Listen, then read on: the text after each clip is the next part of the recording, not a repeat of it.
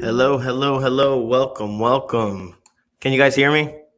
Let me know if you guys can hear me at all. Let's see. Let's do this.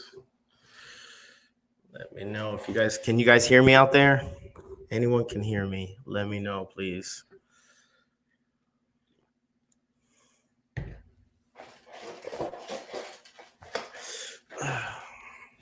All right.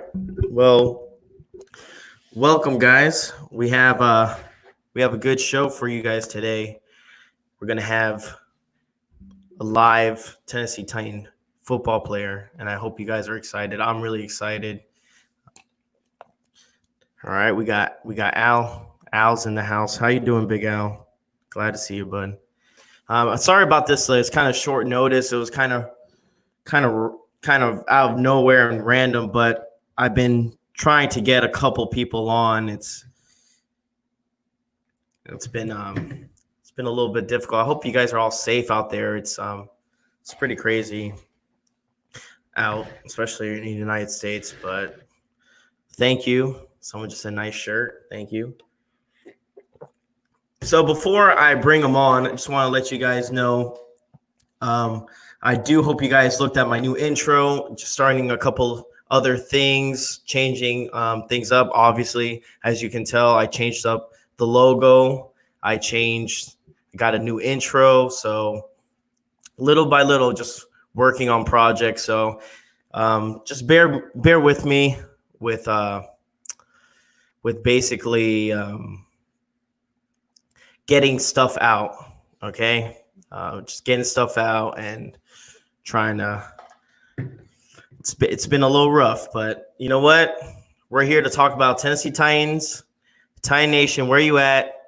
We're gonna bring a gentleman that's a very good friend. He's an awesome guy. I hope you guys enjoy him. I mean, he's a great guy. It's great to have him, and you guys can ask him all the questions you want. This is not about Mr. Titan. This is about you guys as the fans, and we're going to bring him up. Hey, what's up, Tennessee Titans Weekly? Tennessee Titans Weekly is in the house. Thank you, sir. Hope you guys enjoy it. Remember, you guys, it's a free zone. You can ask him any questions you want. He's here for you guys, and that's basically why I did this live stream. Is free for the fans, for everyone, just to kind of get a different perspective. And I hope you guys do enjoy this. And let's just bring them in, man. I'm ready to go. I'm ready to start this show. So I hope you guys are ready, and let's go, man. Let's do this. Hello. What's up, man? How you doing? What's going on, guys? Tighten up, fans. Tighten up. Titan Nation. There we go. So we have in the house, we have the former Tennessee Titan, Gerald McRath, with us. And it's an honor to have you on the show. It's an honor to have you live. You know, that's the cool part. That's sometimes these things don't work out the best. And you know what? It's like pulling teeth. It's very hard to do, but I'm glad that you took the time and you're here with me. How are you doing today, sir? Man, I'm doing good, man. I hope you guys are doing well. You know, I appreciate you, Mr. Titan, man, for just taking the time out and doing this, especially in the time that we got in our nation with the coronavirus, a lot of stuff going on, man. I appreciate the time that you're giving me, you know, just talk about football, man. Just talk about football. You know what I mean? Yeah.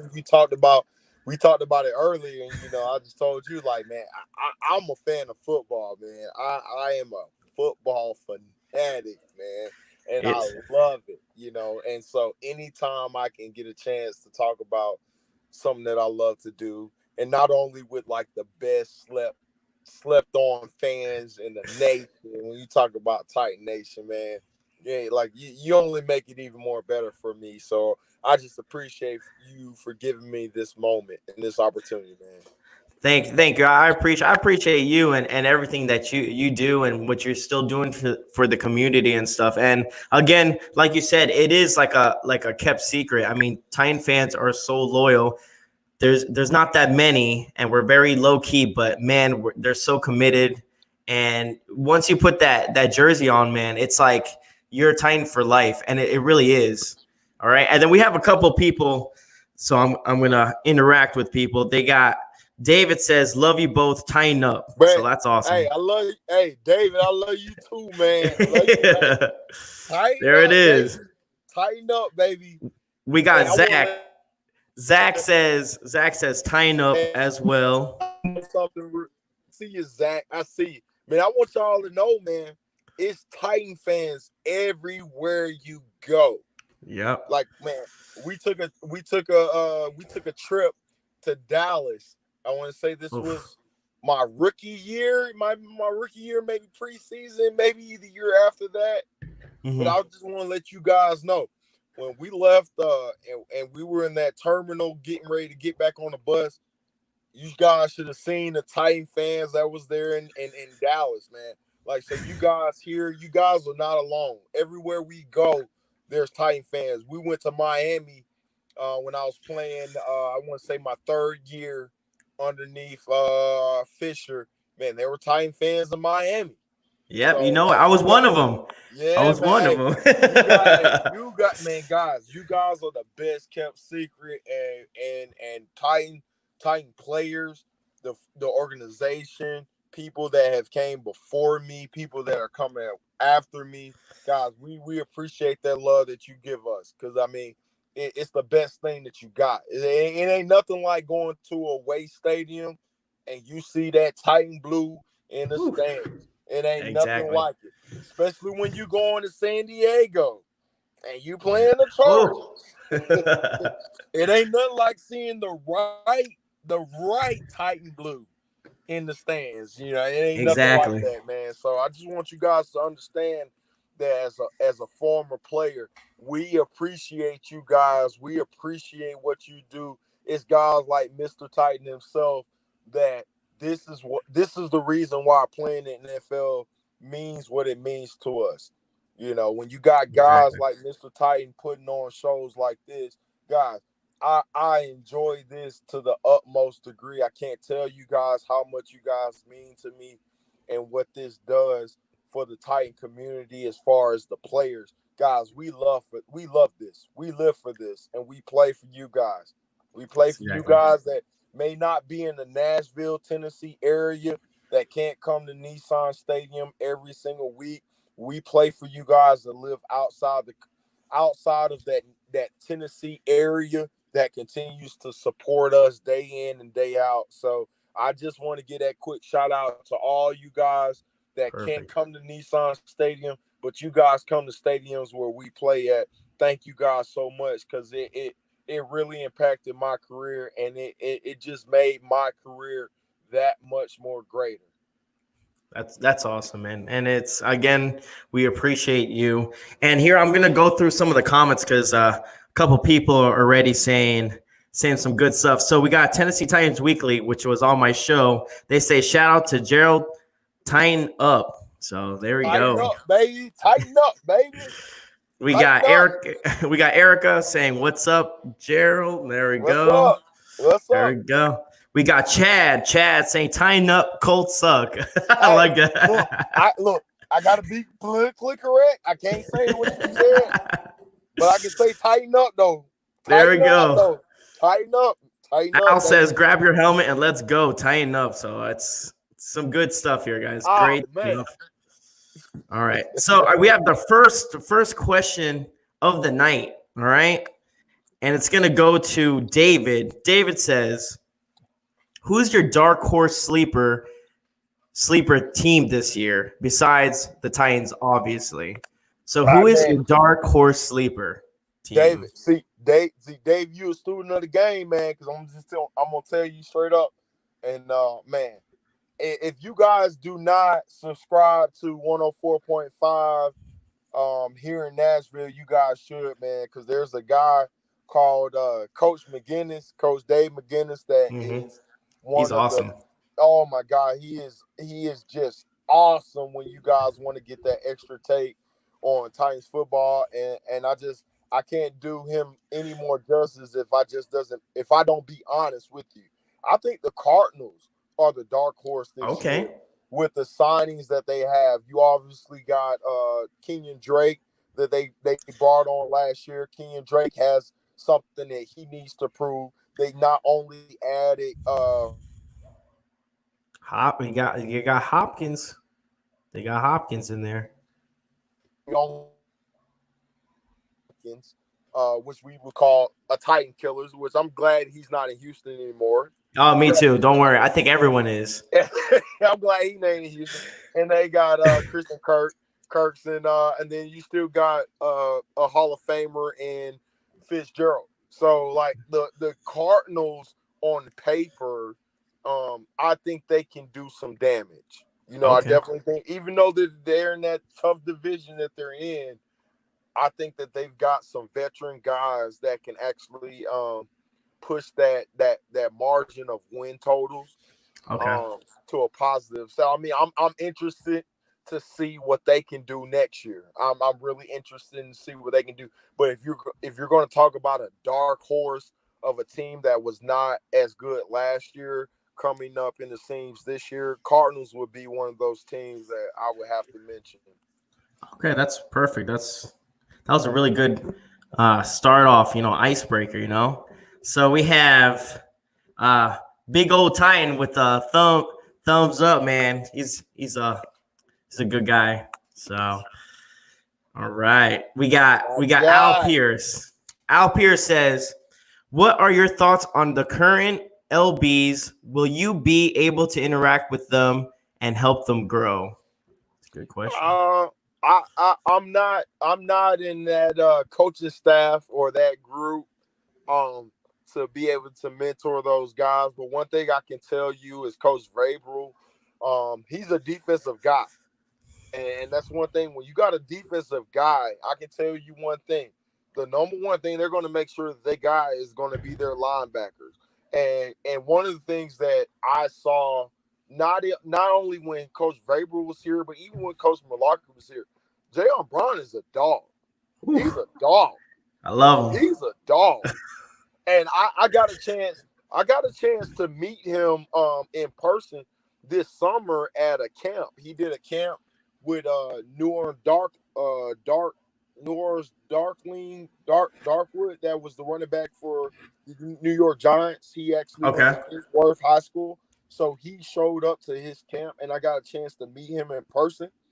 And I told him, I said, hey, you play the way you play. Because if you watch that man warm up, if you watch him play the game, he loves the game of football. And I've seen that since the days where he was just a primary special teams player. And that locker room that they had with Woodyard, and you had him, and you got Rashad Evans, who I told last tape, that's a grown man. Yeah, he's a grown man. Like that, you're talking about a locker room that has a leadership and a level of standard that is already worked in that own position group. You know what I mean? And that's something that you love to have. And those guys, I can tell you this right now, man. Those guys love to play ball. They love to play ball. Every last one of them. Like every Sunday they go out, it is another day. And those are like kids. Those are like kids out at the swimming pool right there. Like those kids, they love the game and they play well together. So, I mean, to be honest with you, like if anything I can do, I can just give them my words of wisdom from Twitter or from afar. But I think Coach Vrabel and them, I think they got that group where they need them to be, and I'm fortunate to be able to say, you know what, I was a part of the Tennessee Titan organization, and to be able to watch these guys continue to develop and grow every single Sunday. But guys, man, we got a great linebacker core. We got a great linebacker. Very underrated. Very underrated. Oh my gosh, they're. But hey, I can guarantee you this: they're one to stay underrated. They're one to stay underrated. But those guys, man, those guys are legit. Every last one of them. Anybody they bring in, Harold Landry, all of those guys are legit. They are legit. And if you're a Titan fan, you should be proud of the linebacker core you got right now, because I sure am. I sure am. Perfect.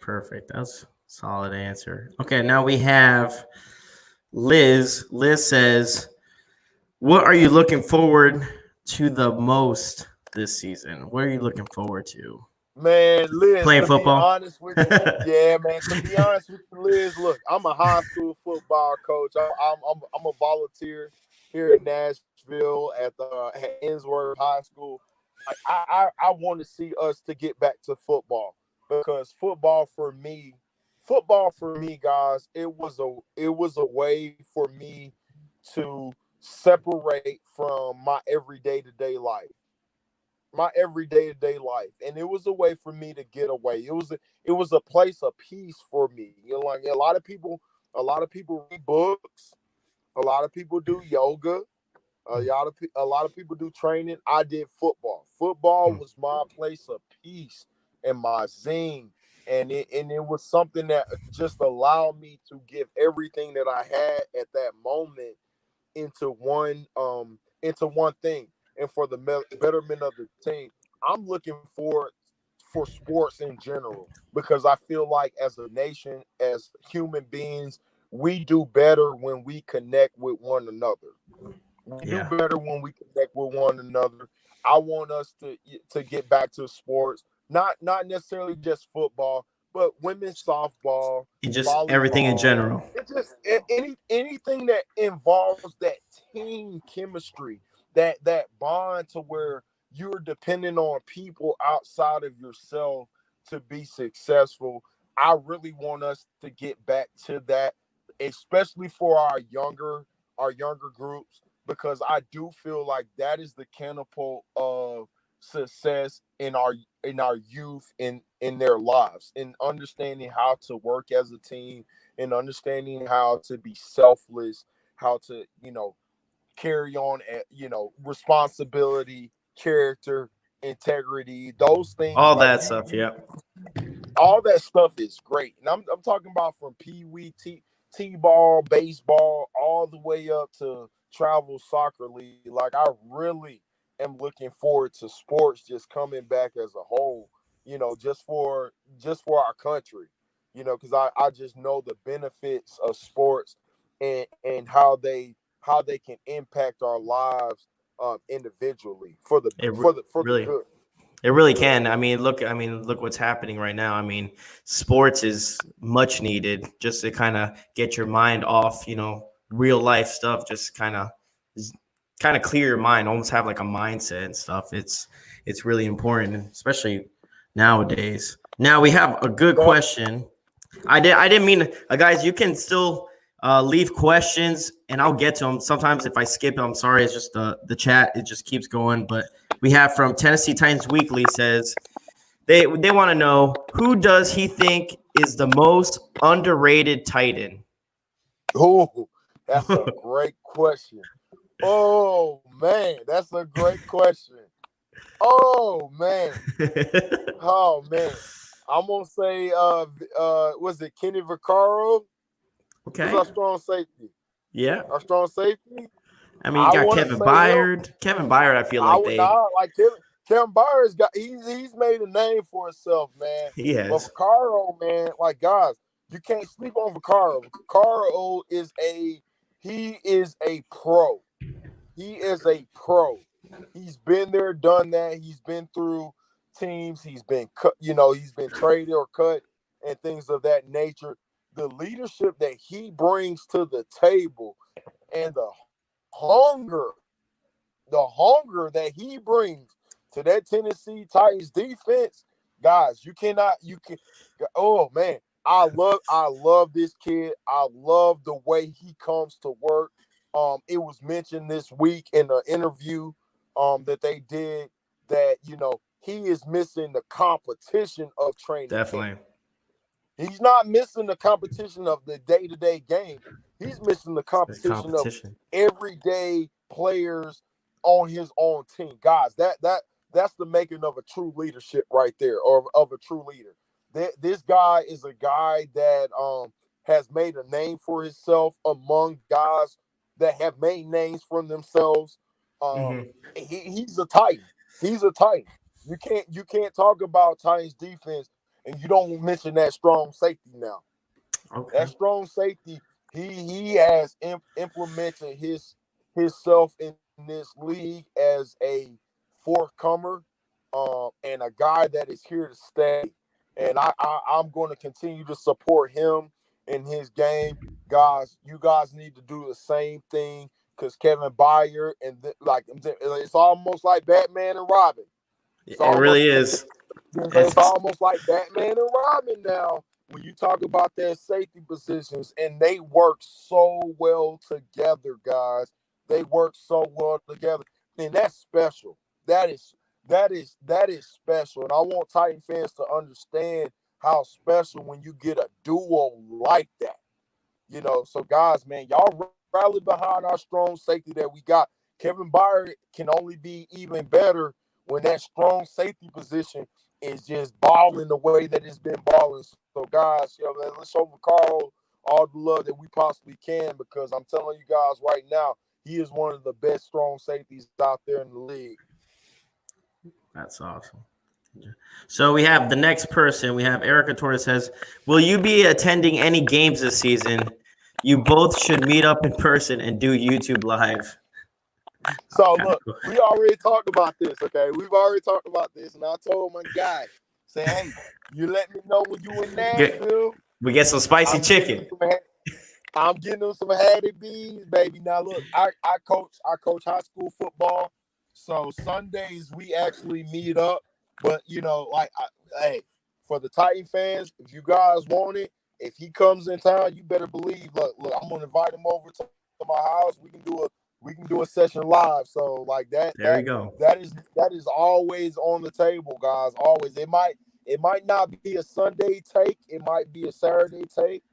But it's definitely going to happen, though. It's definitely going to happen. I'm behind. Like I told you guys, whatever you guys want to do in life, man, you guys reach out. And like I told Mr.Titan, man, like, I don't know if you guys understand. This guy, he reached out to me on Blue Moon. And that takes a lot of courage, a lot of vulnerability. And what you guys don't understand, man, us Titan players, we love you guys. We love you guys. So I'm honored to actually be able to sit here right now, 22 minutes in live, just hanging out, answering questions, man. And just to be answering questions, guys, you guys don't understand. This is the reason why I play football. I play football for this reason right here. The fans. You guys make the game what it is. You guys make the game what it is. I don't care. People talk about the money, forget the money. It's about the fans. You guys are freaking amazing and awesome, and you guys make my whole experience worthwhile. And I appreciate every last one of you. Guys, keep the questions coming. Keep them coming. Make sure you subscribe to my guy, Mr. Titan. Subscribe to him. Let's support each other. Let's keep this thing moving. But I love you guys. Thank you guys so much for all your support, year in and year out. Year in and year out. And there we go. And I think I did say I'm trying to go to actually 2 games this year. I'm trying to go to the home opener in versus Jacksonville, because that should be a W. And then I want to go in October 4th against the Steelers. I think that would be a good game to watch. Oh man, that's the yeah. You picking some good games to come to now. You are picking some good games to come to. Jacksonville and the Steelers. Oh yeah. We gotta pay them the favor, man. I mean, the Steelers always got to. The last time we played them was that Thursday night game, and it was, I think Antonio Brown had like 3 touchdowns. It was horrible. It was bad. Fans that do not live in the Nashville area, my guy's talking about coming to Pittsburgh, to the Pittsburgh game. We need you guys here. We need you guys here. We can get a whole Mr. Titan tailgating going on. And let's go. You make that happen. I'm gonna be there. I'm gonna make sure I'm there.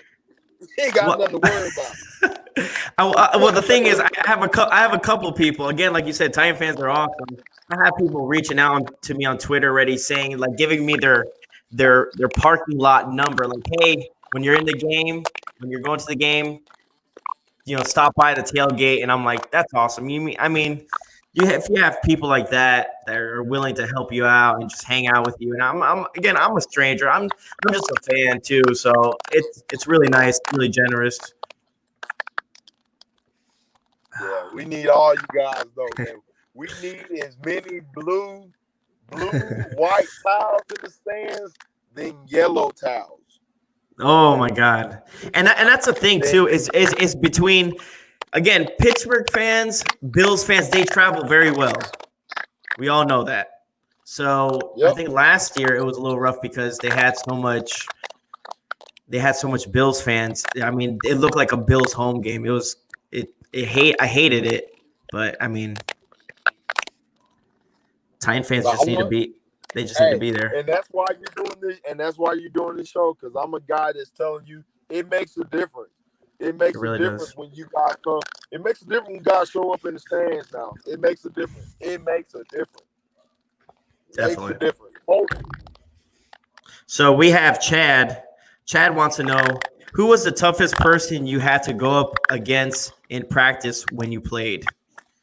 Woo.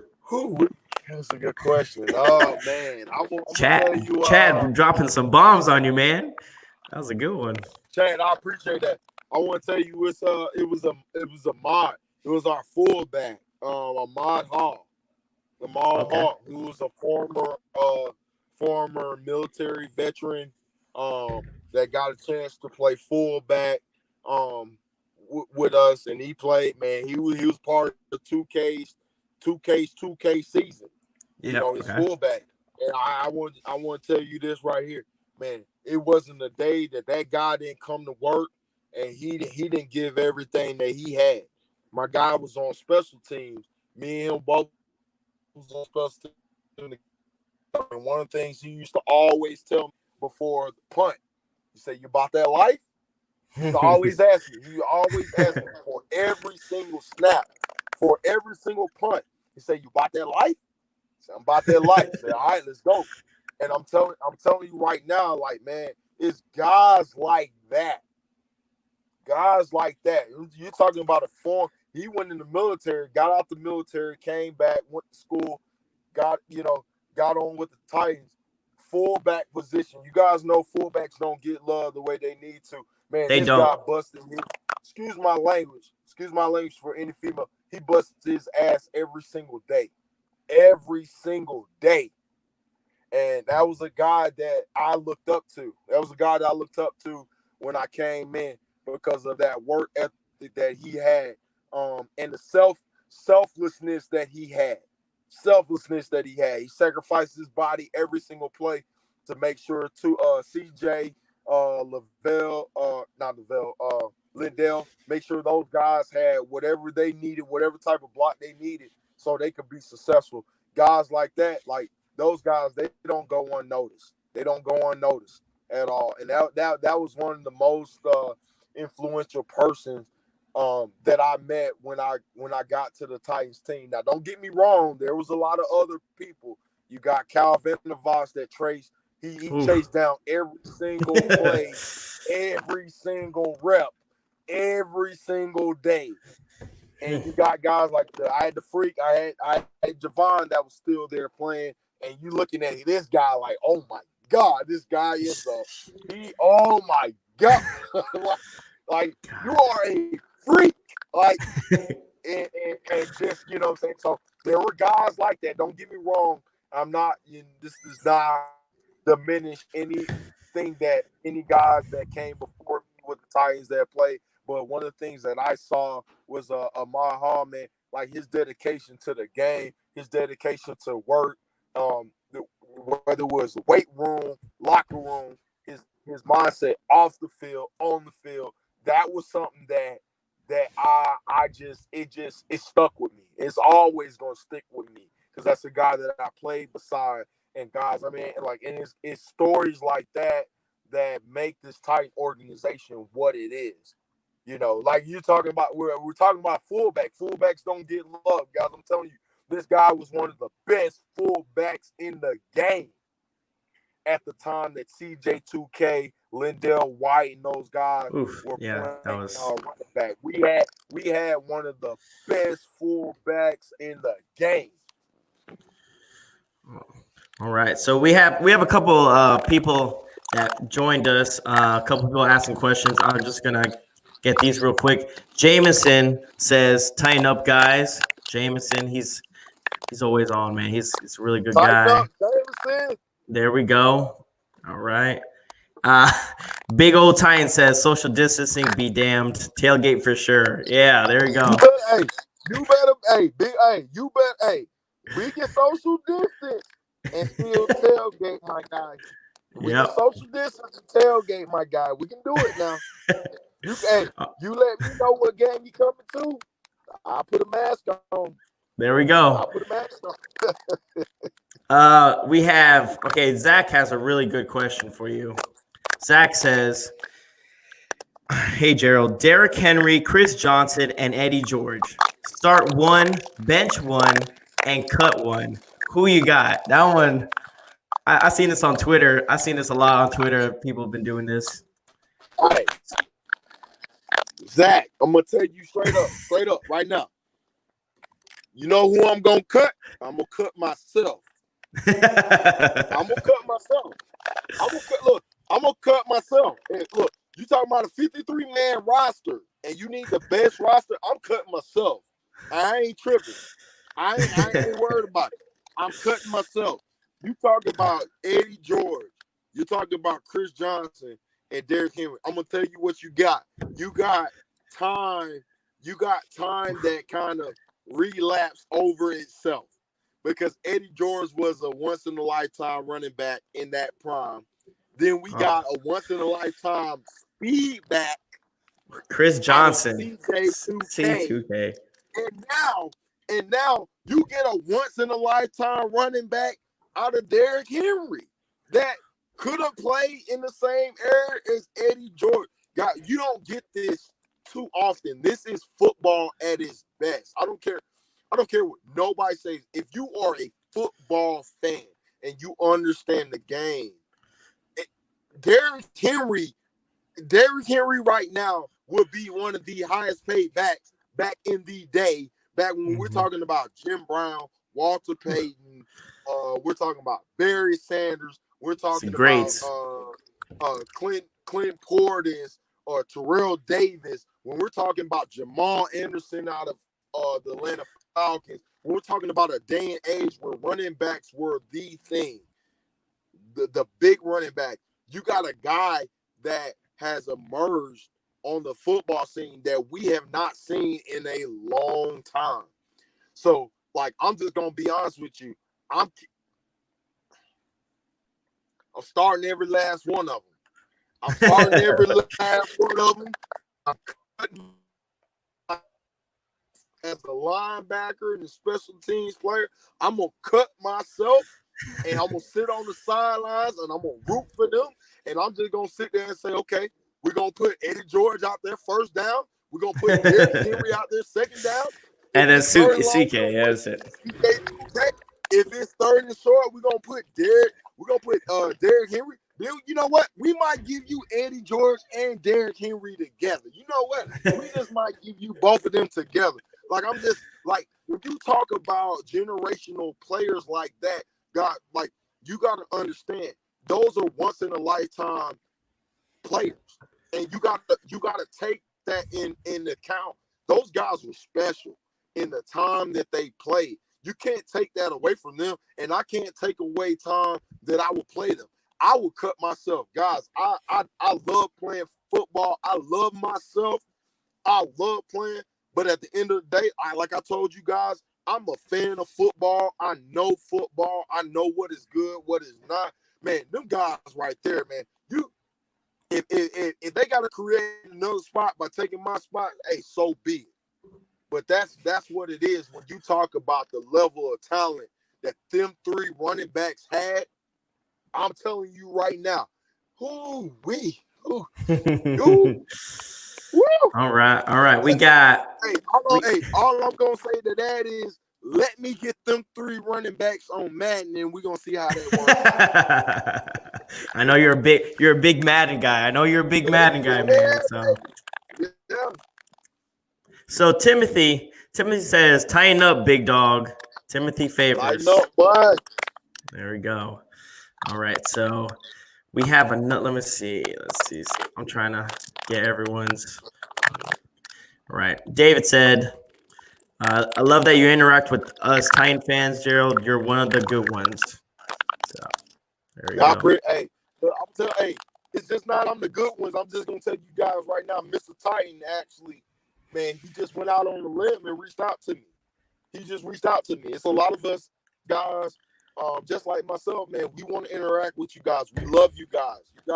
You guys mean everything to us. You know what I mean? Titan fans, I want you guys to understand, like, you guys are not thought of. We think about you guys every single day. When I was playing, I thought about you guys every single day, whether we won or lost. Like, it's a lot of you guys that continue to support us through the good and the bad. And I want you guys to understand, man, Amy Struck and the rest of the Titan organization, we understand that. We see you guys. We love you guys. We thank you guys for that support that you give us every single day, every single year, even when we don't deserve it. So, it is, we do this for you guys. Mr. Titan needs to deserve all the credit. You guys need to subscribe to him, because it's fans like this that have that vulnerability and that power to reach out to us. That, like, man, this is awesome. This is what it should be. It's what it should be. Definitely.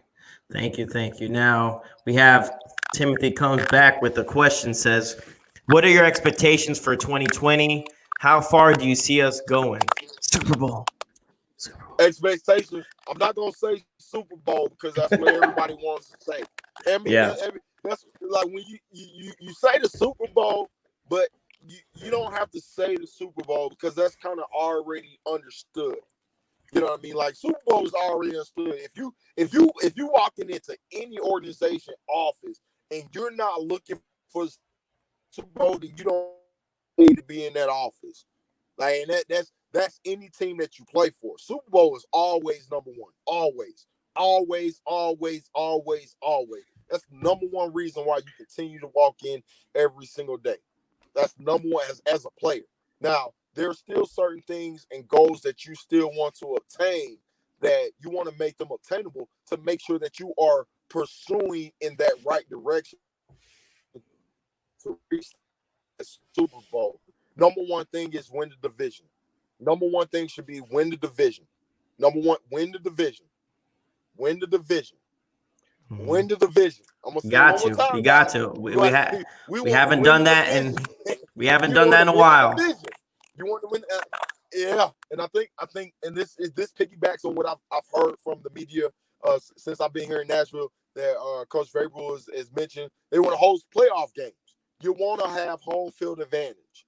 Want to have home field advantage. Now, the expectations that I have for this team, man, building off of last year and understanding what it takes to get there and understanding what it's going to take to move forward. I was never in that position to be where these guys have gotten last year. And I want you guys to understand that is special. That is special. It's guys that go their whole NFL career that do not make it to an AFC, NFC championship game, one game away from the playoffs. Guys, I never made it to a playoff game. I never made it, and that didn't mean I didn't work hard every single day, but it was just my reality. So the reality that this team had reached the AFC playoff championship, guys, that is freaking amazing. That is amazing. Now, what we want to do is you want to continue that wave. You want to continue that drive, and you want to hope that you got enough. You want to hope that you got enough experience in that locker room that can continue to motivate and push one another every single day to move forward just a little bit more each and every game. That's what you hope for. That's what you dream. That's what you dream of. The expectations I have, guys, I got expectation to win. I do. Now, don't get me wrong. The Colts did their ass. They did a great job in the draft, great job in the off season. They got Phillip Rivers, who has been a Titan killer in his years, and I know he's probably feeling confident. He's feeling confident. You know, the best thing about the things that happened last year is we finally beat the Chargers. Finally beat the Chargers. Was that game? That game was crazy. Finally beat the Colts at the Colts and Indy. So those things that kind of would have been would have been 8 balls for us. They're kind of working in our advantage right now. So like I'm looking at us just continue to move forward. And like I said, winning the division. DeAndre Hopkins is going. Thank you. I appreciate that. Thank you, Bill O'Brien. Bill O'Brien did that. I appreciate that. But that does not mean that those guys won't play hard, though. That doesn't mean those guys won't play hard. Like I said, Jacoby Brissett is a talented quarterback. Now you only add Phillip Rivers in the mix, and you add more talent to them, so they get better. Jacksonville, like you can never overlook Jacksonville. I don't care how bad you want to, but when you're talking about an in-conference rivalry, a true rivalry, it's going to be different when you get ready to play them. So it's going to be, the best thing about it is, look, like everything goes good. We continue to get football, coming back with the pandemic that we got. Guys, it's going to be some great games. It is going to be some great games that are going to have to be played. And I'm just being honest with you with what the Titans did in the offseason, with where they left off last year, guys. I don't know about you guys. I'm just wanting more. I can't wait to see the product, on the field. And that's every single day. I can't, I'm excited. I'm nervous. I'm always nervous as a Titan. Nervous excitement, but yeah, I can't wait too, man. It's gonna be good. It's gonna be good. I am freaking excited this year for these guys, man. I am excited for these guys. And do me a favor, guys. If you guys haven't done it already in the video, just hit that like button. It helps out a lot. Show some love to Gerald.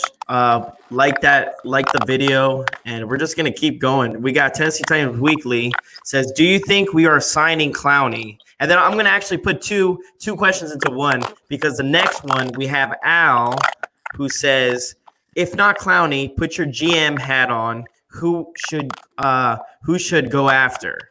So let's see. Hey, so I'm gonna answer both of y'all questions. If you don't sign Clowney, don't go after nobody. Sign Derrick Henry. That's if I'm putting my GM hat on. But I'm not the GM, and I'm just the guy that loves it. I'm just the guy that loves Derrick Henry. I feel like Derrick Henry has deserved that franchise tag. I do think he deserved the franchise tag. And when I say he deserved the franchise tag, that means when you say a guy that you cannot do without, I think he deserved that. And I do think he deserves a long-term contract. I do. As a Tennessee Titan, I don't feel like he has a lot of wear and tear on his body, because DeMarco Murray took a lot of wear and tear when he came in the league. That's just me. But if you don't sign Clowney, then I would say you make sure that Derrick Henry is taken care of. Yeah, I would take care of Derrick Henry. That is me personally, and that might be me being a player bias, and not necessarily full GM, because I know the money stance and things of that nature can come into play. That's just me wanting to do what is right by the guys. But I do think they're going to sign Clowney. You do think so? Huh? I think Clowney. Me personally, like, I don't want to. I'm not trying to mess nothing up. Clowney needs to come to Tennessee Titans. Clowney, if you are watching this podcast, we want you here in Tennessee. I don't care what they say. We want you here in Tennessee. We need you here in Tennessee. You can thrive here in Tennessee. You can make that defense. Our team that much Oh my better God. in Tennessee. I'm just gonna throw that out there. If you don't come to Tennessee, the Titans are gonna still find a way to win. But we would love Tennessee Titan fans would love to see Jadeveon Clowney in a Tennessee Titan jersey because I mean, because of the wrecking and the attention that he has to draw when he is in the game, that allows guys on other ends to be successful. Guys, I think, and then you got Coach Vrabel as a great defensive mind. You know, like everybody was saying, like Clowney's best season was under Vrabel. I was like, man, I'm not even looking at that. I'm just looking at what Vrabel is doing right now with what the Tennessee Titans are doing right now with what they had. Like, you should want to be a part of something like this because, guys, this is a once-in-a-lifetime opportunity to be a part of a defense like this. If you guys will look back into the first 4 games, Tennessee Titans defense playing lights out now. Oh man, they weren't letting. It's playing lights out. And I mean, like wins or losses, defense is playing lights out now. First 4 games of the season, and you look at the New England Patriots, and you look at what prolonged them, what got them to the position that they were in the playoffs. It was their defense. Their defense was their secondary was balling the whole year. So when you got a defense playing lights out, it gives you opportunities that you normally wouldn't get. And like, man, if you're Clowney, I don't know you from Adams, but I've watched you. I've watched the South Carolina clip. I watched you when you got in the league and went to Houston to the wrong team and stuff like that.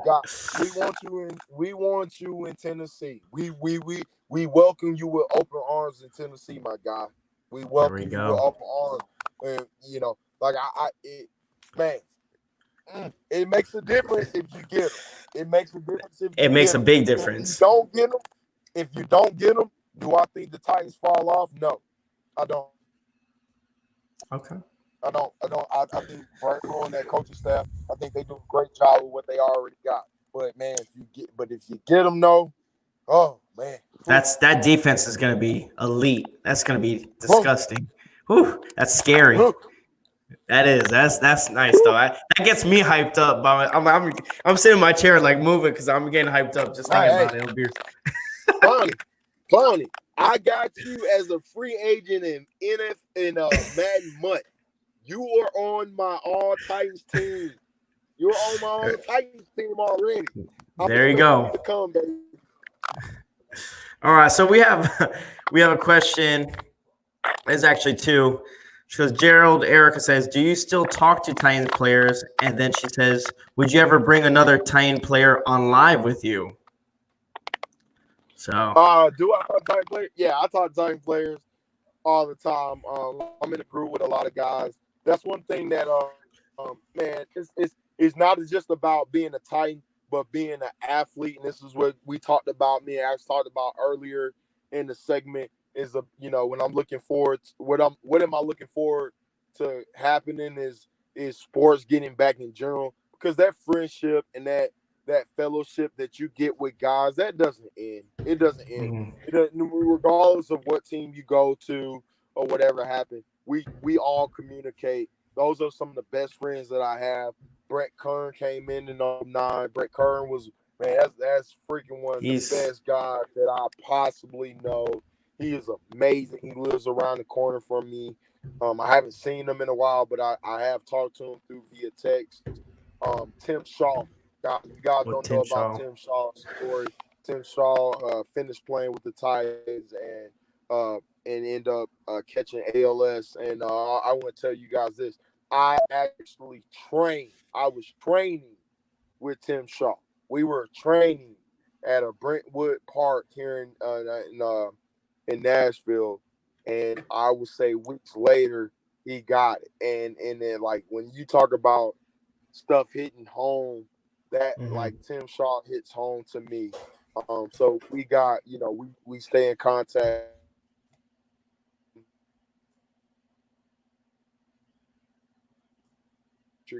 There's a line that's still here. There's a lot. Like one of the things that we talk about is the Titan, man. Once you come to Nashville, you don't leave. You just don't leave. It's hard. It's hard to leave. I talked to Jason McCourtney. Jason McCourtney came in my draft class. He was I was 4th round pick. Jason, I think, was 6th or 7th. We continue to talk daily, and that love for Nashville is amazing. It's just amazing. It's hard for us to leave and go anywhere else when you're in a place like this with a fan base and a family community. So I do talk to a lot of those guys. Perfect. That's cool.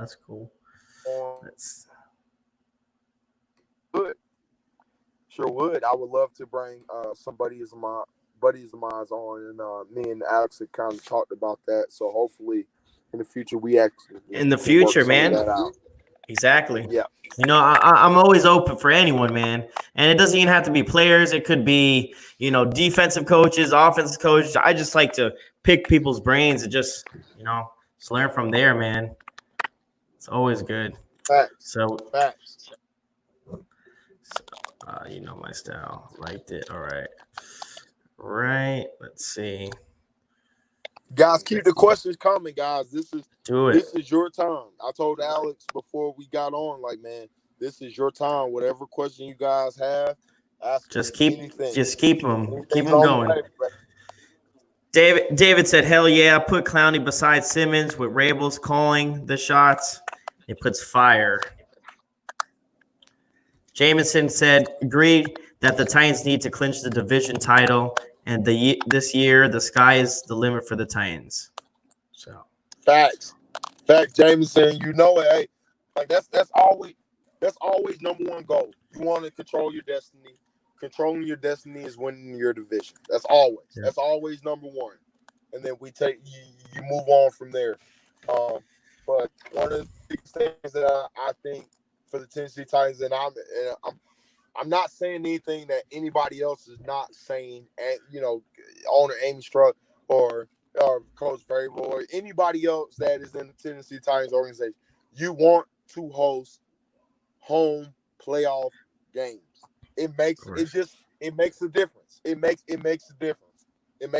you came to that Kansas City Chiefs game in the regular season, Kansas City came to Tennessee Titans, it makes a difference. It makes a difference when we playing at home. I don't care what anybody says. It makes a difference. Look at the City Miracle. It makes a difference when you're hosting home playoff game. By the way, oh my gosh. I was proud. Man, I came. Oh man, where were you when that game was happening? Oh my God, I was in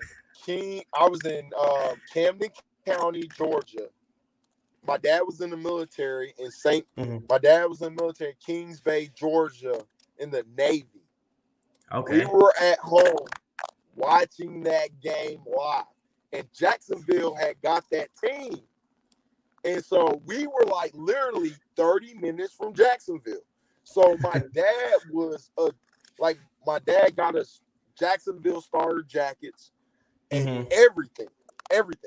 And, that's when Fred Taylor, the super back, was there. And like my dad was just talking to me as a kid. It was like, man, the Tennessee Titans need to beat Buffalo, because if the Tennessee Titans don't beat Buffalo, then the Jacksonville Jaguars might win the Super Bowl, because the Jags can't beat the Titans. That's what my dad told me. They couldn't. He said, my dad told me, he said, Jags can't beat the Titans, but if the Bills win, then the Jags can beat the Bills. Then the Jags got a chance. And we watched that game. Oh my gosh. I was watching that live on the TV screen as a little kid, screaming in the house. My dad is looking at me like, "Oh my gosh, I can't believe this happened!" Like, oh my god, I'm sitting there like, "Oh!" and that's when replay was just now getting started. Yep. So they looked at it a bunch of times, and we're sitting there like, it took a while. It took a while. Remember that? It was taking forever. It took a long time. It felt like forever sitting at home watching the game. And I'm sitting there like, oh my gosh, I can't believe this. And it's crazy. And then, and the crazy part about it was they ended up having the Super Bowl in Atlanta that year. Yep. Had the Super Bowl in Atlanta. That's where I'm from. So, man, we threw a Super Bowl party. And, I mean, it was just crazy. It was crazy. Like, I was literally in the fifth or fourth grade. Yeah, that was. But that goes back. That goes back to answering my guy's question. You want to host home playoff games for those reasons, because anything can happen when you're at home. Anything can happen when you're at home. Anything. I mean, look how the Titans playoff run last year was a great one, but also it was very tough just because we played all away games. And that's got to be tough in general, just to play, away games, especially playoff away. That's got to be rough. Hostile environments, all the time. Hostile crowds, the travel. Things of that nature. It's a lot of extra things that go into it. You want to host a home playoff game. You want that, especially right now with the way that Nashville's booming. We want they're that. peaking. We want to continue that motivation and that drive, and we want to, man. God, like, you guys don't understand, Titan fan. You guys make a difference in the game. Y'all make a difference. Whether you guys believe it or not, you guys make a difference in the game. It just, that feeling when it's a third down and I'm hearing just that my crowd, my Tennessee Titan crowd, and you guys are getting out, and that we just make a minimum. Man, that's oh my God, it's special. You guys are special to us, and that hosting that home playoff game, guys, it's only gonna make it more special.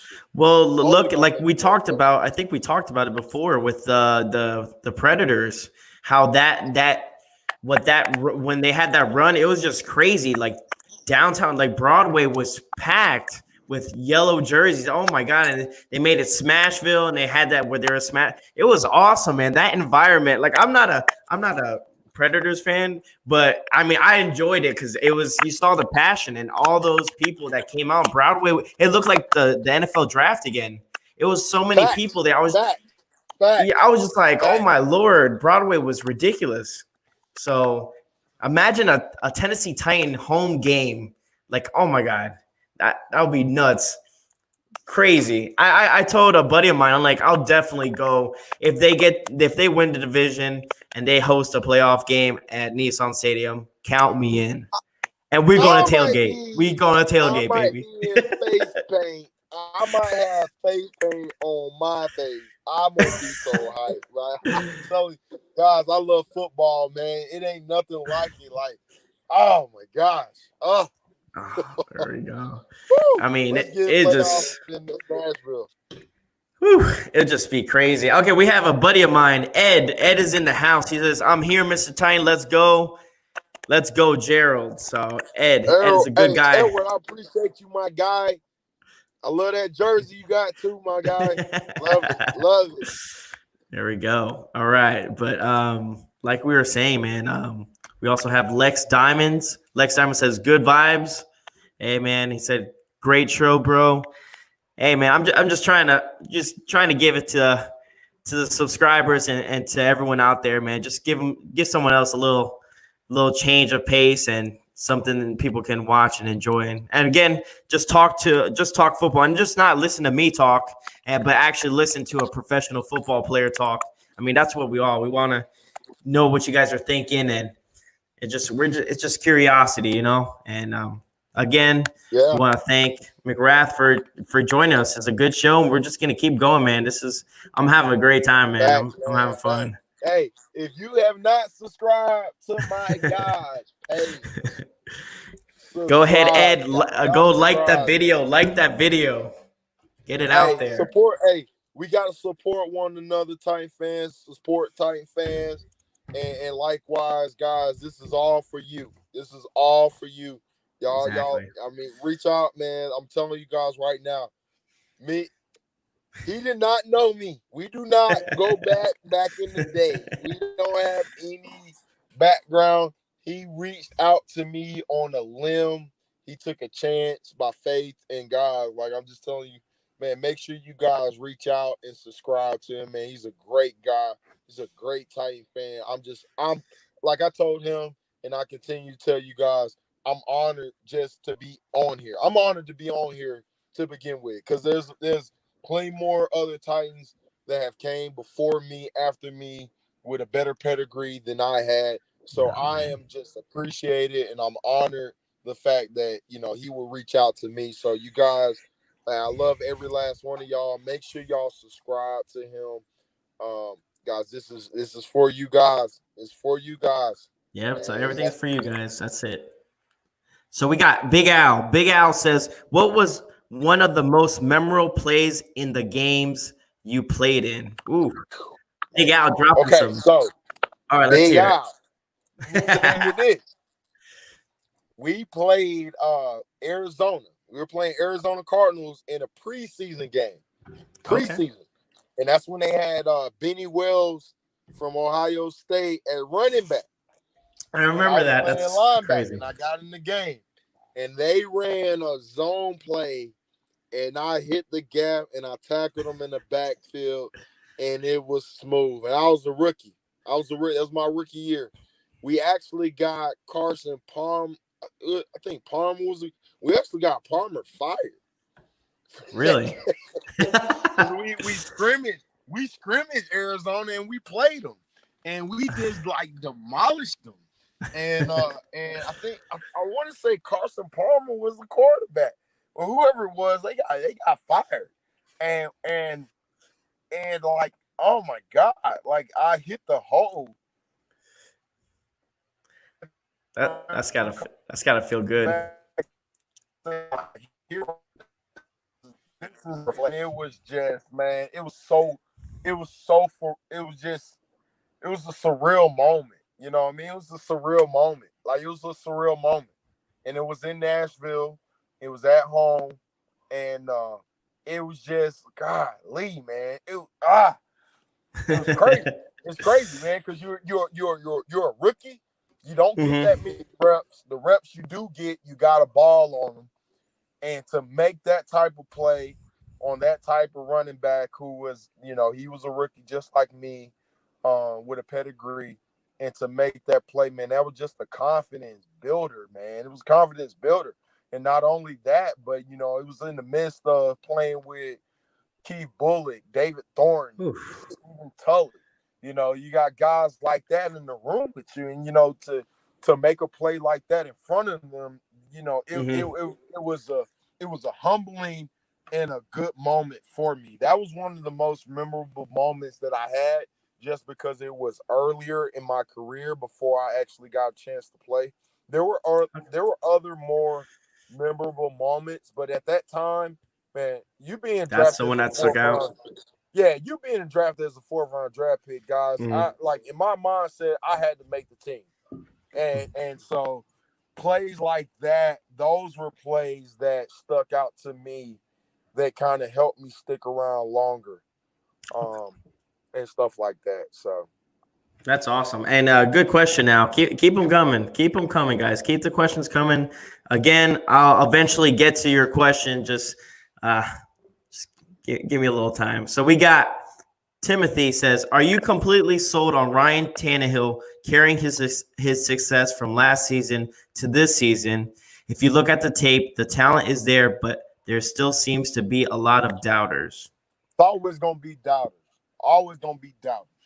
Always gonna be doubters. They had that. I mean, that's the reason why Marcus Mariota is not here, guys. I think Marcus Mariota is one of the best quarterbacks that have came through the Tennessee Titans organization. That's just me personally, my take. He had four different offensive coordinators. That's just like if you saying you go to work every single day, every single year, and you get a new boss, and every year you learn something They new. want And the something, new yeah, boss something wants you different. to do something different. So I really don't think that was fair. What happened to Marcus, but at the same time, I do feel like Tannehill does fit the mold for what the Tennessee Titans need to do as moving forward. Um, and that's a lot being said. Like it's always gonna be doubters. Always, you're always gonna have doubters. Always gonna have doubters. He had doubters when he left Miami. And now one thing I do like, man, I like the fact that he came in. He let it all hang out. He let it all hang out. The one thing that I can say about Tannehill that he did something a lot of guys don't do in the National Football League, and that's come out and they leave it all on the field as a quarterback. He wasn't afraid to make mistakes. He was like, man, if I make a mistake, I make a mistake, Yeah, but I'm gonna go all out. And when you look at the success he had and the way the guys rallied, that is exactly what this team needed. So, like, if you're asking me if I'm behind him, you darn right I'm behind him. I'm behind him. I'm always going to be behind whoever they put front end as the quarterback. And I've always been like that since the day that I stepped with the Tennessee Titans. Whether it was Kerry Collins, whether it was Vince Young, whether it was Mike Hasselbeck or Jake Locker or Rusty Smith. I don't care who it is. Whoever they put on the center, I'm gonna ride. I'm riding with them. I'm that's riding my with them. quarterback. I'm That's my I'm I'm quarterback. I'm riding with him. But one thing I can say about Ryan Tannehill fits the Nashville Tennessee Titans mold. He fits that because he's got a chip on his shoulder. He's got a chip on his shoulder, just like Tennessee Titan fans and Tennessee Titan players should Yes. always have. We should always have a chip on our shoulder. We should always have a chip on our shoulder because nobody in National Football League is going to give us anything. It don't At all. matter. If we have a great season, we go to the AFC Championship, And they and they still still, talk about the Kansas City Chiefs, who we beat in the regular season. So, like, they're never going to show Tennessee Titans love. They're not. So you got to have that chip on your shoulder every single day you come in that locker room and you get ready to play. And one thing that I can say, man, Ryan Tannehill, he got that chip on his shoulder. He's got that chip on his shoulder, and you can see it in his gameplay. If you look at the games where he took the ball in his hand and he ran for it, ran for it. that man, I'm telling you guys right now, That Kansas you City guys Chiefs want to game. understand when a quarterback takes the ball and he runs off with it, the guys on the sideline, we are going crazy. We are going crazy on the defensive side because we sitting there saying, like, man, this guy is putting his body on the line for this team. We gonna do whatever we need to do for him. And that tells a lot about him, but not also about him. But like I want to get back to my guy. It tells a lot about Marcus Mariota as well because he did the same thing. Things didn't work out the way they wanted to do, the way that they should have, or the way that we wanted to. But I want a lot of Titans fans to understand, man, Marcus Mariota does play a part in the success and where the Tennessee Titans are right now. Because if you guys remember back, last time I checked, Marcus threw a pass, caught a pass, and scored a touchdown against the Kansas Kansas City City Chiefs Chiefs playoff on game. the road. On the road. On the road. And they were underdogs. So, guys, I just want you to understand that, you know what I mean? Like, just because a player's not here, you still can respect a player. And Marcus Mariota is one of those guys that I respect. Great guy off the field, on the field, a humble leader. And guys, I just want to let you guys know this just from my take. He gave Tennessee Titans everything that he had every single day. And I wasn't a player, but I saw that. Yeah. So just want you guys to understand that. that what we had. But at the same time, man, Ryan Tannehill is coming in and he's fitting that mold and he's doing everything that he needs to do. And we got to continue to rally behind him every single day, every single time we get a chance to, because that guy is playing with a chip on his shoulder the way the Tennessee Titans got to play with. And like you said, he's just playing where, excuse me, he's just playing where he's not so aware of what he's doing. He knows what he's doing, and he's throwing the ball. He's not second guessing himself. When I went to the Chargers game last year, and he was just putting the ball right in tight spots where people would kind of second guess, and he didn't. He was just letting it all hang out, and that's what we need. Gotta hang out. Gotta let it hang out, man. You gotta let and that comes from his career and what he's dealt with. So man, Titans are we're very fortunate to have a player like that, and it just shows you John Robinson, those guys believe in him to sign to a long-term deal. Guys, I really think that I like Ryan moving forward in what this Tennessee Titans offense and the rest of the team can do. I really do. But like I said, Tennessee Titans, we got to pull behind our players.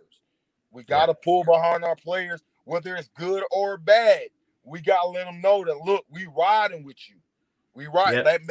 It makes a difference, because I'm letting you guys know right now, when he came in the game and he was blowing up and everybody was showing him love, guys, that only motivates the players more to do more and to put more into it, guys. So a lot of that play, I'll take it back to our Tennessee Titan fans and loving him up and letting him know, man, we appreciate you and stuff like that, because that does go a long way. That does go a long way. That is true, and I do hope he has success in the Raiders and stuff. I get nothing but love for the guy. We have Ed saying, McGrath, you were my franchise linebacker in Madden, bro. I always made sure I keep you around. Hey, I appreciate that. Edward, I appreciate that, my guy. I appreciate it. I hope I wasn't asking for a whole lot of money in Madden. I hope I wouldn't. I hope I wouldn't ask for a whole. I'm not that person in real life. I play for free. I don't care. I just love the game. I really play for free. I love the game of football. I really do. But man, I really man, that is an honor, man. I appreciate that. You don't know, Edward, you don't know how much that means to me as a former player, man. Man, I appreciate that a lot. I really do appreciate that a lot. I appreciate that a lot, my guy. We got a big question right here. David says, Gerald, I know you're a defensive-minded player, but how do you think our O-line would hold up this year? Sucks we lost Conklin, but I love the draft pick of Isaiah Wilson. He's gonna be a beast. So what do you? That's a great question, my guy. I told Alex I was always gonna keep it honest. I'm gonna keep it honest. Yeah, 100%. I didn't feel like the offensive line did a great job of pass blocking last year. I didn't, and not just because Taylor Warren was out, but I feel like the cohesion with that group was just not there throughout the year. Do I think they can run block? You damn right. I think that's the best run blocking offensive line in the National Football League. But when it came down to pass blocking, I didn't care who was the quarterback, whether it was Marcus Mariota or Taylor Warren. I really felt like they didn't really do a good job of protecting the quarterback a lot of times. And a lot of that comes down to the chemistry with different people, and just understanding the jobs that everybody has to do. Doesn't make it no better that Taylor Warren was out for 4 games or anything like that. You lose Jake Conklin, that is going to be a loss, because that was a swing guy, a guy that was sound when you're talking about injuries week in and week out. Somebody that can step in and produce for you regardless of the situation or regardless of the team that you were playing. You still have confidence that he could come in and do a good job. So that is going to that probably could be affected. Now, one thing that you do hope is that you're bringing the same unit back, so to speak. Taylor Warren is there. The last thing that I heard on the on an interview with Taylor is that he is looking at taking up more leadership role that he was not ready to take on that leadership role prior, but he feels like now he is more capable of doing that in his 7th year. So that is going to be a big, huge piece. You got a big guy like Isaiah Wilson. God, man, I'm just telling you right now, that's a football 6'7". player. That's a football. That's a football That's player. scary. That kid loves football. If you have listened to this kid talk and you've heard him laugh, his Oh laugh my is God. a scary laugh because he's laughing and you're like, oh my God, I'm nervous. Like, he I was know saying already on the like, when the draft happened. yeah, He was saying no. that he can't wait to push people around. That's exactly what you want to hear. That was a great pick. That was a great pick. It took me about 2 days to do my research to kind of look at it and say like, okay, was this a good pick?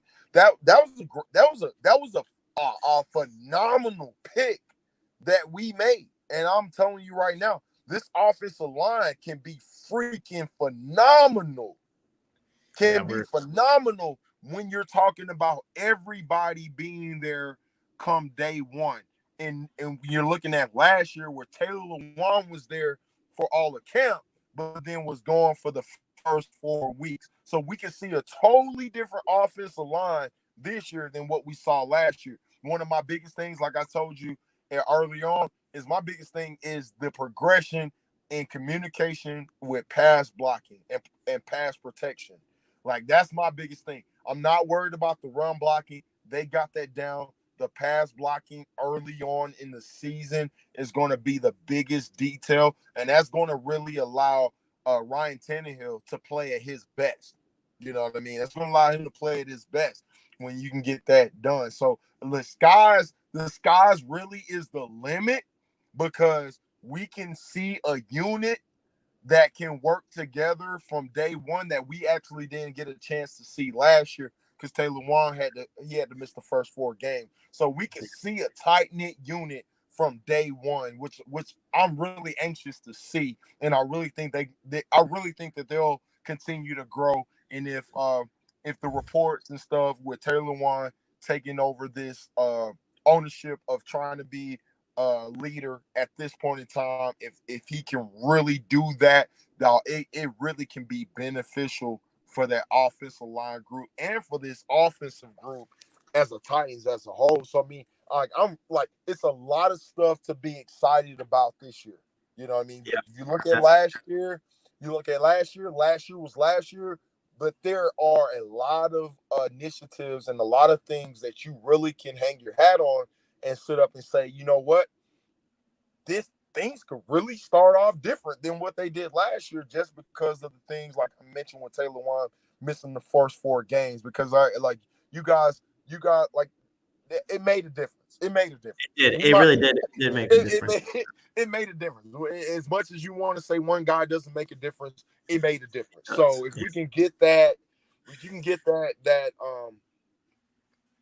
that progression, that speed moving forward in your direction from day one, from training camp, moving on to preseason, moving on to the first regular season game, God, that can make a real big difference in how the Tennessee Titans start off. And last time I checked, we got a lot of home games, starting off. So Yeah, definitely. starting off fast for us is really going to be the key. All right. Again, like I said, guys, just keep the questions coming. I will eventually get to them. I'm trying to get to each person one by one. So stick around. I promise I'll get to your questions. Okay, we've got best practical joke you witnessed / heard about during your Titans tender. Okay. Bad practical joke. We came back from OTAs. I think it was OTAs. It might have been minicamp. It was either OTAs or minicamp. Maybe I can't remember. We came back from a practice. Older guys was at the practice with us. When we came back to the locker room, none of our clothes that we came to the locker room were there. Like, none of them. None of them were there. And then one of the rookies came in and was like, man, Our stuff is in the cold tub at the bottom. Oh man. What? And it's whatever you came in the locker room that day. Some guys had some brand new Jordans and some nice looking clothes. Fortunate for me, all I had was some Nikes, some training Nikes, Southern Miss shirt, and some Tennessee Titan pants. So that stuff was at the bottom. So I really wasn't worried about it. But it was some guys that had some jeans, some nice clothes, sitting at the bottom of the cold tub that we had to go get. So that was the best. That's probably the best practical joke that I seen, because it was funny. Like it was random. It was random, but it was funny. Off guard. That's funny. Yeah. All right. We got Jameson. Jameson has a question. He said, "What is your best memory or interaction with Mr. Monday Night Keith Bullock?" That's a good one right there. Real talk. I'm gonna tell this is a true story. And I told this to somebody else. I told this to some of the kids that I coach. So I came in my rookie year, and this is after rookie training camp. And this is when the veterans were out there. I think it might have been OTAs. And we're like warming up. And so, like, you that new guy. You're the new guy. And so you watching everybody else to see how they warm up. You know what I mean? Like, you don't want to be that guy that goes harder than everybody else. Everybody looking at you like, what are you doing? And so, like, I kind of, like, was gauging myself off of them. And, man, Keith just came out, man. Keith, I would say after the first 2 times down and back, Keith just came out and was like, hey, don't do what I do. He said, doing what I do will get you cut. And that was the most realest thing that he ever told me. And it was the first thing that I Can anyone hear him? Because I can't. Can you hear me? You muted yourself. Can you hear me? There we go. Now we get. I was like, you muted. I think you muted yourself. You're good. You're good. Go.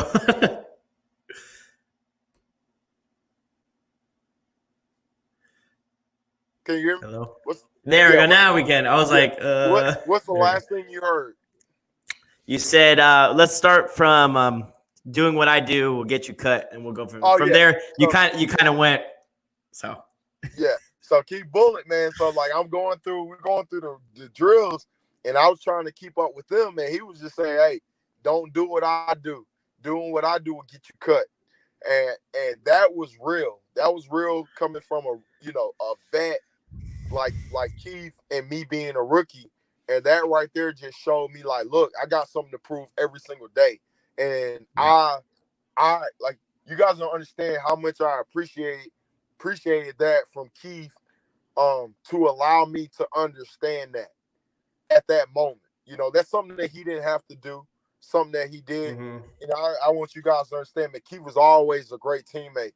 I got a chance to start some games my rookie year. Guys, it was the most easiest, funniest thing I've ever done because of the communication that Stephen Tulloch and Keith Bullock provided me, man. Those are some of the best professionals you ever going to see. Best linebacker that I've ever played with. Best linebacker I've ever played with in the game. And I'm an old school type guy. And I grew up on Lawrence Taylor, LeVar Arrington, Ken Norton, guys like that. Like, God, man, Keith Bullock is up there. Like, he is my top 5 all-time linebackers. And I love watching him. Like, man, he's great to watch him. Man, golly, freaking phenomenal, man. God, he brings it every single Sunday. Every single Sunday. And that moment right there, that was my best moment. That was a life. I want to just tell you, man, that was a life-changing moment. That was a life-changing moment for me, man. To tell me that, don't do what I do, doing what I do. Exactly. He's helping you out. Like, God, dog. Like, I'm like, okay, well, I'm gonna go hard every single play then. All right, so we got someone in the chat room. This is pretty funny. I think this is funny. Jeff said, "I'm not gonna lie. I think I could take Gerald 1-on-1." In what? In what in, though? In yeah, NBA 2K? I Yeah. don't know. Yeah, you can get me and, in then, 2K. and then he said tighten up after. So there you go. Yeah, in 2K you can get me. In running, you can get me right now. I had to have No, two hip I don't replacements. think so. I know No, him personally. He ain't gonna run that no, fast. I had two. So I've had two hip replacements, and I've had both my knees scope, so I can't really run like I used to run. So you probably can get me in there, but mentally, like if we playing a video game football line, nah. He ain't got nothing. Mm. All right, we got Cosmic God says, "Do you think Rabel should pick a defensive coordinator or should he do it himself?" Which is a really good question. A lot of people were kind of on the fence on it. I think I was kind of on the fence as well, just because sometimes it doesn't really work out the greatest when a head coach kind of tries to do too much. What is your take? Well, man, to be honest with you, my take is allowing that coaching staff to find Mm-hmm. out what works best for them. I'm a coach, like I'm a coach right now. I'm a high school coach now, and so at the end of the day, you can do what you can do depending on the coaching staff that you have around you. So it's going to be depending on what your coaching staff can allow you to do, and understanding what everybody's role is. If he wants to call the plays, then hey, he can call the plays. He can call Okay. them, but at the same time, that means that other roles are going to have to be delegated when there are certain situations that require the head coach's time or attention. Then you always got to have in the back as a backup. Okay, if this happens, who is calling the plays then? So you always got to have those, those little details kind of caveated out. But at the end of the day, it's going to be what works best for the Tennessee Titans and what Okay. worked best for that staff. If him calling the plays is what gets them to host a home football game, hey, so be it. And So then do it. Go ahead. be it. Then that means other things are going to have to be detailed around that to allow that to happen. If not, then you got to look at the other options. But one of the things that I do know is just as far as Vrabel background and being a professional and a football player, man, like those guys are great at what they do. They're great at what they do. Like I don't question John Robinson or Mike Vrabel or any of that coaching staffs in the decisions that they make, because they know what they're doing and they know what they have to work with on a day-to-day basis. And I know that from being in the locker rooms like that. I've been in a locker room where you leave out and the media is asking all kind of questions like, well, why don't you do this and why don't you do that? I'm like, well, if you guys kind of knew what we had to work with, work with or something, then you wouldn't ask us. So like at the end of the day, like, man, the decisions that they make, I'm supporting them and I'm riding with them. I'm riding with them. All right. I'm riding with them. All right. We got Oscar Vega, and he's first time on the show. So, hey, thank you for tuning in, Oscar. I appreciate it. Go, if you guys haven't, like the video, and we're just going to continue with the questions. Hopefully you're enjoying the show. So, first time on the show, Titans fan from San Antonio.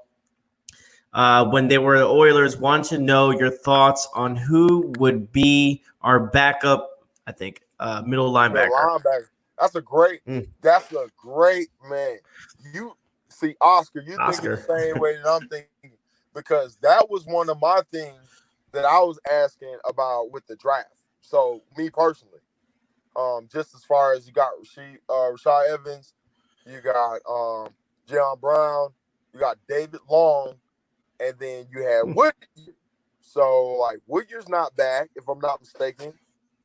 Yeah, he's not there. So Williams not back. So like I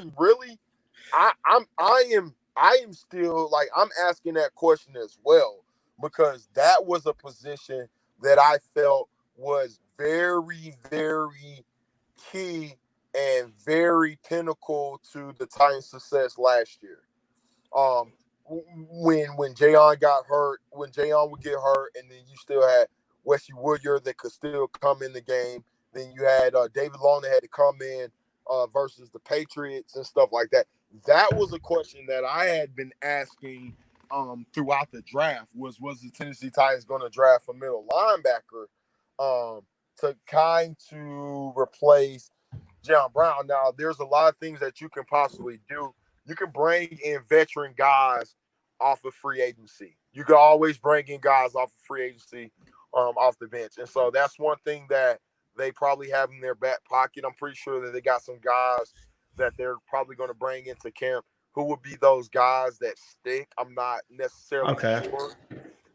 But like, one of the things I do know, you always got the options to bring guys in throughout the season that Vrabel and those guys feel comfortable with on that defensive side, that can kind of pick up the scheme, kind of know what's going on. So I don't necessarily feel bad, because you got 3 guys for sure that are coming back that played in that system last year with Rashad Evans and Jayon Brown and David Long.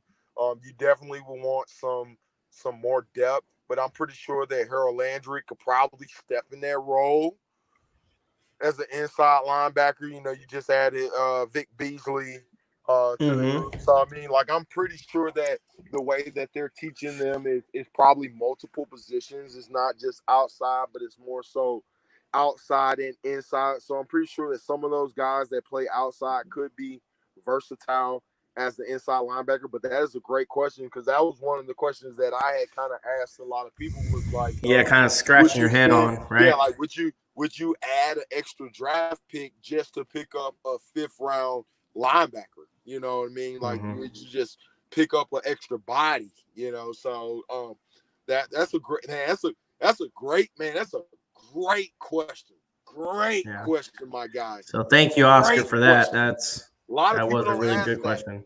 because you're only going to carry about 7 guys as linebackers. You're only going to carry about 7. And so, like, man, that's a great question. That's something that I definitely will be looking into when preseason, when training camp and stuff starts. That's something that I definitely want to kind of see myself. Is as far as who are the linebackers, who are the backup linebackers. I know they signed a special teams guy who was a linebacker, if I'm not mistaken. They signed a guy in the free agency. So that does count as one of your linebackers. I'm not sure at what position they'll put him at, whether they'll put him at inside or outside, but I do know that they did sign a linebacker to free agency. Okay. So now we have Music City Guy, and he says, Gerald, would you speak on the importance of chemistry and communication in playing on a unit? And this is something you were kind of talking about earlier. It's always. That's not even sports related. That is everyday job to job related. You know, that is marriage related. That is, if you're in a relationship, that is the key. That is true with everything. Friends. Communication is the key to success for anything you want to do in life. Anything you want to do in life, communication. Me and my wife, we talk about this all the time. It's just communicating. It'd be whether, okay, who's gonna feed the dog this morning, who's gonna feed the dog tonight. Just that little communication allows you to do whatever else it is that you need to do in the rest of the day to the fullest of your abilities. And so communication on a team, and playing in a unit, man, to know where a guy is going to be, to know what we're playing or whatever checks they're going to be, like, that is huge. A lot of times, if you guys watch ESPN and you watch the highlights and you're watching the offensive play, like a deep ball, and you're looking at a guy wide open, 9 times out of 10, it was a lack of communication on somebody's part. So that's like the number one thing that I heart, as far as me teaching sports, is the communication is part. I always tell my kids, I'm like, hey, like when you're on the field, it's an open notebook test. Like we can cheat. Yep. Like we can cheat if you got the answer. If you got the answers to the questions, let the guy beside you know the answers. Like, don't hold anything for yourself. Like, we want to share information, and that's one of the things. That's one of the biggest things that I'm trying to teach the little kids now is to communicate. Is to communicate, and not only communicate what you know, communicate what you don't know. You can't get Exactly. better. You can't get better, or you can't learn from anything if you don't allow us to know what you need help with. And that goes, like I said, that goes on the job. That goes on your job when you're trying to do your job the best of your abilities. It goes when you're trying to raise kids, and you raising them with a spouse. Like, we got to communicate. So communication is always the key. And one of the biggest things with football and with a lot of sports that a lot of guys deal with, and this is one of the things that a lot of us deal with when we get done, is that lack of communication. Like, a lot of us struggle when we get done playing is we're so used to, okay, where are you supposed to go in the morning? What time you supposed to be up? Where are you supposed to be? You got this appointment. This is where you got to go. We're so used to that communication and that structure that a lot of us, we struggle when we stop playing because that structure is now gone. So it is a huge aspect in all sports, in all facets, especially professional sports. Thank you. That was a really good question, and we have a couple of Ed just put laugh out loud, but this was earlier. Al said, "Sorry, fellas, got to bail. Need to be sharp tomorrow. Tighten up. Great show. Thank you, Ed. Thank you again for watching. Appreciate it, Al. Yeah. And then we got Ed saying that we love Keith. Yes, we do. Okay. David has a question. It says, Gerald, what were your thoughts on Vince Young? He had a crazy talent. I don't think he completely flourished as a QB. Really wish he would worked out with him in Tennessee. Hey man, everything happens for a reason, and that's life. Some things are out of our reach. One thing I can tell you about VY is a guy that you want on your team every single day. Like, I can tell you this right now. VY is a competitor. He was a competitor when I played. I love competing against VY. He brought it every single day on the practice field. I don't care, the off the field stuff, I could care less. The on the field stuff, man, he's a great teammate, great competitor. One of the guys, like, definitely wish it would have worked out better. But I mean, that's life, like that. I mean, my career, same thing. My career, wish my career would have worked out a little bit better than it did.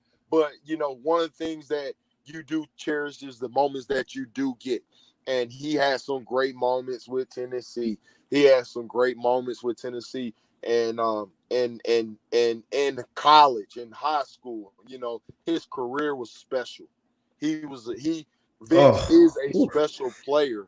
And this game was fortunate to have a player like him play.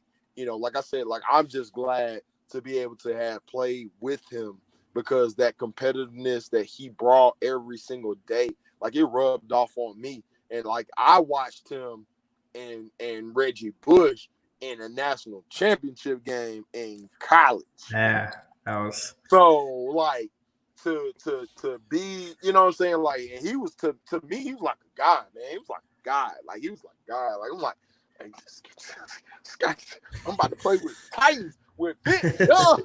Like, everybody's like, can you get Vince Young autograph from them? Like, man, look, I want Vince Young. I'm trying to do it too. Autograph. But man, to go to practice with that guy, man, he was pushing you every single day and would talk smack to you. And I love it as a defensive player, man. Like, guys, man, the competitive nature that he had was freaking awesome. And you could see why why it worked. You know what I mean? Like, yeah, there's some things that you definitely wish that could be better. And a lot of that, I don't think that was necessarily his fault. You know what I mean? Like, you got to think the guy never lost. You know, God never lost. God never lost.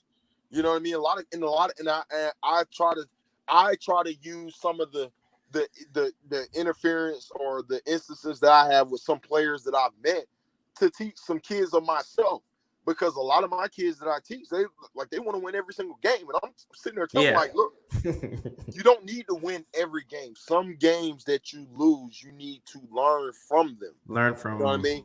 You got a guy like Vince, man. Come on, man. Vince ain't lose. You know what I'm saying? So the expectations that he had for himself were probably way higher than what anybody could probably ever put on him.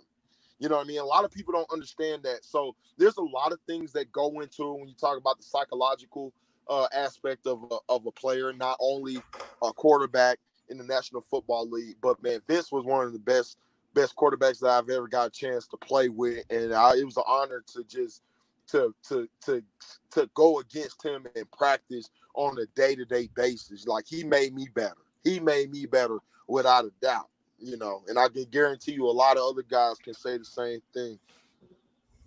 That's cool. That's cool. We have Tennessee Titan Weekly say, great show. Okay, we got another person that thanks for putting this together, and thanks, Gerald, for joining. I got to bail, but we'll tune in next time again. I mean, these people love you, man. It's not my show. It's not my show. It's the McRath show. Nah, it's Mr. Titan show, baby. Mr. Titan show. All right, we got Dave. This is a good question. He goes, Gerald, why do you pick number 51? Was it a meaningful number to you, or was it just one that you ended up with? It was one that they gave me when I came in the locker. So, like, I was number. So, like, I'm like, if you guys follow me on Twitter, I'm forever US24. So the number 24. The story behind 24 was that I wanted to be 21, and at the school, like, I went my freshman ball, I played at a school, and then my parents moved, and when I got ready to pick my next number at the new school, 21 was already taken. But there was a guy that lived in my neighborhood. His name was Marcus Lane, and he kind of took me underneath his wing, and he was a DB. He taught me how to train as a DB. We would train. He would take like that. He befriended me. He was my first friend at the new school. He gave me the number 24 because he was going to take number 8. So, like, he literally gave me his number. So that's how I ended up with the number 24, and I ended up getting it when I went to college. And so that's always been my number. And so, like, I got 24 tatted. It's tatted on the back of my arms and stuff. And everybody used to always say, well, you know, if you play in the league that you can't have 24. I'm like, yeah, I know that. I don't care what number I get when I go to the league. And so when I got there, 51 was the first thing that I saw. And man, I was just happy to have a number, man. I didn't care if it was 38. I'm not gonna lie, I cared if it was 38. I ain't gonna say, but I mean, I was so, man. You are so blessed to have your name called and to be drafted. I didn't care what number they gave me. I didn't care. I really didn't care. Like I told you guys earlier, man, I play for free. I play for free. I was so freaking hyped just to be able to play another snap of football, man. I could care less what number they gave me. But 51 was the number, and, you know, I'm just fortunate that I didn't have to play for any other organizations than Tennessee Titans. So it's the only other number that I've had. Thank you. We got Music City guy has, who did you idolize coming up? Did you pattern your game after anyone? Man, I didn't. So, like, the very first person that I idolized was Emmitt Smith when I was in the 4th grade. And that was because there was a girl. Okay. There was a girl that my dad was in the military, so we were on base. There was this girl that I want to say she was from Texas. She was from Texas. And she was a freaking Cowboys fan. Like, diehard Cowboys fan. and she gave me this book, this bibliography book about Emmitt Smith. Okay. And I read it, and I was like, wow, I like this guy. and so, like, man, I became an Emmitt Smith fan, and it was like crazy. And so, like, okay, wow. Mm-hmm. But once I got older, I really didn't watch football like that. But when I got to high school and college, man, Derrick Brooks was a guy that really stood out to me because Derrick Brooks wasn't a big linebacker. So Derrick Brooks was about 215-ish, 220-ish, playing outside linebacker and was balling. And that was a guy that I was like, you know what? If he can do it, I can do it. Like I you know, like that's hope for me. So I didn't necessarily really tailor game, but I really I looked up to Derrick Brooks just because he was a smaller linebacker in a day and age where linebackers really were like 240, 250. You know, and so that was big for me. That gave me a lot of hope. Man, I had a lot of kids, a lot of colleges telling me I was too small to play linebacker and stuff like that. So, well, that's interesting. I like those really good questions. I didn't expect as much people to show up, and they did, man. So, again, I had a great time. I love the questions. The questions were great. And people kept it in line. I was a little nervous about going live. You know, you never know, what people do. But again, I do appreciate you coming on, man. The fans love you. I mean, as a Titan fan, I appreciate everything. So I want to say thanks again for taking your time to come and talk some Titan footballs and answer some questions with some fans. I think everyone really, really liked it and enjoyed it a lot. Nah, man, I appreciate you guys, man. I was like I told you, man, Mr. Titan. Hey, fans, it's you guys. You guys is what make this thing go. You know what I'm saying? There you go. We had I know it's a lot of talk about no fans in the stands. Man, I'm telling you guys right now, Tennessee Titan fans are some of the best kept secret fans out there, and it's time for you guys to start coming out the woodworks and start taking a hold of what's yours. You know, this Tennessee Titans organization has been through a lot. You know, I've been listening on the radio from when the Tennessee Titans were practicing down in Memphis and things of that nature. Man, we love you guys. We love you guys, and you don't have to be in Nashville for us to love you. We know you guys are not all in Nashville. We know you guys are all over America. And we appreciate you guys. And like I said, man, Mr. Titan is doing something amazing. Make sure you guys subscribe to him as well, because this is what it's about. It's about bringing what you guys love to your doorstep. Wherever you guys are at and stuff like that. But man, if it wasn't for you guys, if it wasn't for the Tennessee Titan fans, man, playing with the Titans would not have been as memorable as it was for me. So I thank you guys from the bottom of my heart. Man, Mr. Titan, thank you so much for just allowing me to be on and just to express, how I feel and be able to answer questions. I love you guys, every last one of you. Every last one of you. And again, this is your show, man. This is not my show. I'm just doing this to get your stuff out there, just because people want to see. Obviously, they want to see you. They want to see Titan players, and that's just something. It's a little bit different. And as you can see in the comments, man. Look, everyone's thank you for showing up. They're just thanking you. Great show. Look at that. They're a great show. They're appreciating all your questions, because that's another thing, man. For people to actually come on and then you answered. You took your time out of your day just to come and hang out, and that means a lot to me, and it means a lot to everyone. And again, we have to run this back whenever, man. Again, like I said, I'll text you and I'll let you know when I'm in Nashville. Did you drop your phone? Nah, yeah. But yeah, like I said, I'll let you know, man. I'll let you know. I'll give you a text, and whenever I get the plane tickets, we'll definitely meet up in Nashville. And again, the tailgate, man, the tailgate will be crazy.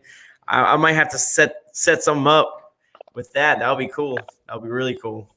I'm definitely Maybe go live. that, man. Definitely. There we man. go. That would be awesome, man. Hey, man.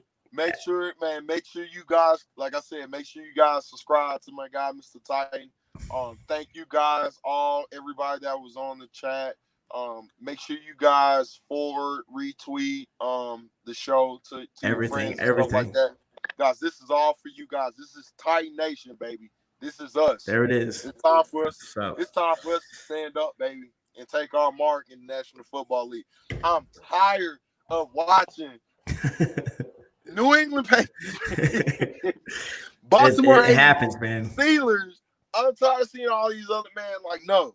Tennessee Titan fans, you guys are freaking amazing. And it's time for you guys to start making yourself heard, man. So whatever I can do to help you guys out, man, I'm about it. But you guys are the best freaking fans out there. Ain't nobody like Tennessee Titan fans, because ain't nobody giving you guys nothing. And you guys still show up. Guys still show up every single day. So love you guys, man. Love you guys. Thank you, brother. And again, thank you again. And always, brother, tighten up, man. Tighten up. Tighten up, guys. All right, guys.